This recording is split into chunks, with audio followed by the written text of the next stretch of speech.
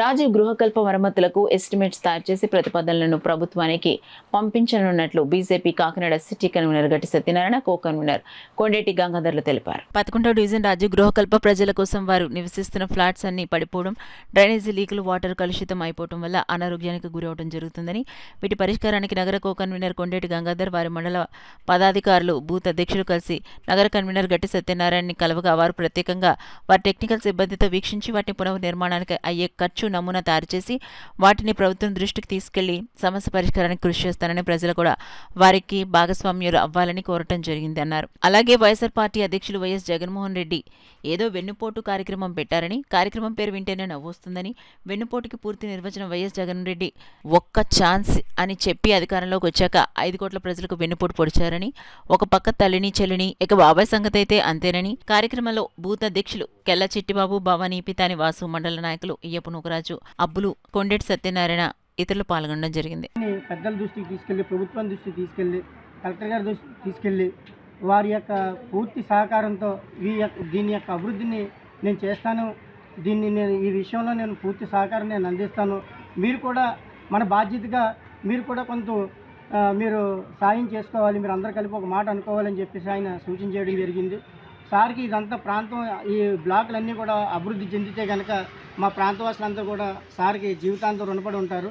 ఈ అవకాశం ప్రతి ఒక్కరు కూడా ఉపయోగించుకొని వారి యొక్క సేవ ఏదైతే చేస్తున్నారో ఆయనకి చిరస్మరణ ఆయనకి జీవితాంతం గుర్తుండిపోయేలాగా మనం రుణపడి ఉంటాము. తర్వాత మన జగన్మోహన్ రెడ్డి గారు ఈరోజు కార్యక్రమం చేస్తున్నారు, వెన్నుపోటు కార్యక్రమం అని చెప్పేసి. ఆయన బాబాయికి వెన్నుపోటు పడిశాడు, తర్వాత చెల్లికి వెన్నుపోటు పడిశాడు, తల్లికి వెన్నుపోటు పడిశాడు, జనాలకు వెన్నుపోటు పడిచేశాడు. ఈరోజు వెన్నుపోటు దినోత్సవం చేతనని అతనికి సిగ్గుందానని చెప్పేసి మేము ఈరోజు అడుగుతున్నాము. కూటమి ప్రభుత్వం ఈరోజు చక్కగా చాలా సాఫీగా వెళ్తుంది. ప్రతి మానవుడి, సగటు మానవుడికి కూడా వారికి అన్ని రకాల సదుపాయాలు అందే విధంగా చర్యలు తీసుకుంటున్నారు. కూటమిలో డిప్యూటీ సీఎం పవన్ కళ్యాణ్ గారు అవుతామని, సీఎం గారు చంద్రబాబు నాయుడు గారు అయితేమని, మన ప్రధాని నరేంద్ర మోదీ గారు అయితేని, కూటమి కేంద్రం నుంచి వచ్చే ప్రతి నిధులు కూడా సద్వినియోగం చేసి ప్రతి ఇంటికి అందేలాగా ప్రతి కార్యక్రమం కూడా చాలా చక్కగా రూపుదిద్దించి ఈయన మన ప్రభుత్వాన్ని విమర్శించడం అనేది చాలా సిగ్గుచేటు. కానీ ఈ విషయాన్ని ప్రజలందరూ గమనించి వారికి ఆల్రెడీ బుద్ధి చెప్పారు. మళ్ళీ ఇలాంటివి కానీ ప్రలాపం చేస్తే కనుక ఇంకా గట్టి బుద్ధి చెప్పాలని చెప్పేసి నేను కోరుకుంటూ సెలవు తీసుకుంటూ ఈ అవకాశం ఇచ్చిన ప్రతి ఒక్కరికి కూడా ధన్యవాదాలు తెలుపుకుంటూ మా కన్వీనర్ సత్యనారాయణ గారికి, మా ప్రాంతవాసులు అందరి తరఫున ధన్యవాదాలు తెలుపుకుంటూ, ప్రభుత్వం కూడా ఈ విషయంలో కూడా చాలా స్పందించి ఇలాంటి బిల్డింగ్లు ఎంత ప్రభుత్వ ఆస్తి, ఇది అంటే ప్రజాస్త ప్రభుత్వ ఆస్తే ఎలా కాపాడుకోవాల విషయంలో ప్రభుత్వానికి నేను ప్రయత్నం చేస్తాను. దానికి వీళ్ళకి ఎంత మాట్లాడేసిన తర్వాత నేను ఒక మెమోరాండం తయారు చేసి అది కలెక్టర్ గారికి, మినిస్టర్ గారికి పంపించడానికి ప్రయత్నం చేస్తాను. సో అది ఒక కార్యం. ఈ కార్యక్రమం మా కూటమి ప్రభుత్వం చాలా బాగా స్పందిస్తే నమ్మకం కూడా ఉంది. ఈ రోజున మరో కార్యక్రమం అంటే మన పాత చీఫ్ మినిస్టర్ గారు జగన్మోహన్ రెడ్డి గారు ఏదో వెన్నుపోటు దినోత్సవం చేస్తున్నారు. అసలు వెన్నుపోటు ఎవరు పొడిచారు? నిజంగా మన రాష్ట్రానికి వెన్నుపోటు వస్తుంది ఆయనే. ఇది బ్రహ్మాండమైన రాష్ట్రం ఉండేది ఇంతకుముందు. ఆయన వచ్చిన తర్వాత మన రాష్ట్రం నాశనం అయిపోయింది. ఇలా మాట్లాడితే ఏవో అవి చేసేదాన్ని అన్ని ఫ్రీ చెప్పారు. కానీ ఆ ఫ్రీ వల్ల ఎంతమంది ఇప్పుడు రాష్ట్రంలో ఎంత అప్పులు పాలైపోయింది.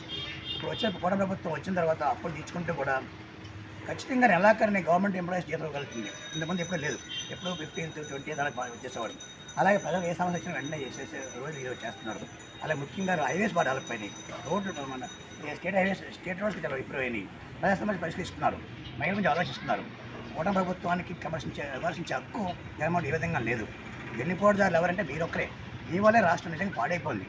నిజానికి మీరు ఏదైనా వేరే వస్తుంటే పక్కన చెట్లు నరికేసేవారు, స్కూల్ మూసేసేవారు. ఎంత అన్యాయం అది. ఈ రోజున చూడండి ప్రజలు అంత క్షేమంగా ఎలా ఉన్నారు, హ్యాపీగా బయటకు వస్తుంటే వాళ్ళందరం వెల్కమ్ చెప్తున్నారు, వాళ్ళు మాట్లాడుతున్నారు, వాళ్ళ విషయాలకి మంచి అవకాశం జరుగుతుంది. ఇది ఆయన చేత జగన్మోహన్ రెడ్డి గారి ప్రజలు ఆలోచించుకోండి, ఆలోచన మానేసుకోండి. కూటమి ప్రభుత్వం ఉంటేనే చాలా బాగుంటుంది. అలాగే లేకపోతే మీరు ప్రతిపక్షం ఉండి ఇక్కడ చేసే విధానం మీద దానికైనా సమాజం ఐడియా చెప్పండి. అంతేగాని అనవసరం విమర్శించి ఈ వ్యక్తిని చంపుకోకండి. ఈ కార్యక్రమాన్ని మా కార్యక్రమం అందరూ కూడా వచ్చి మాకు మంచి కార్యం చేసినందుకు ధన్యవాదాలు చెప్పుకుంటూ మీ విషయాల్లో మాకు ఖచ్చితంగా నా వంతు ప్రయత్నం చేస్తానని హామీ ఇస్తూ, ముఖ్యంగా మా నాయకుల్ని గంగాధర్ గారిని, చిట్టుబాబు గారిని, మా నౌకరాజు గారిని కూడా కొంచెం లీడ్ చేసుకుని, అలాగే బుజ్జి కానీ అందరూ ఎవరి కాళ్ళు పేరు వచ్చేవాళ్ళు ఎంతో మేము సైతం ఏరియా డెవలప్మెంట్ బాగా అవుతుందని చెప్తున్నారు.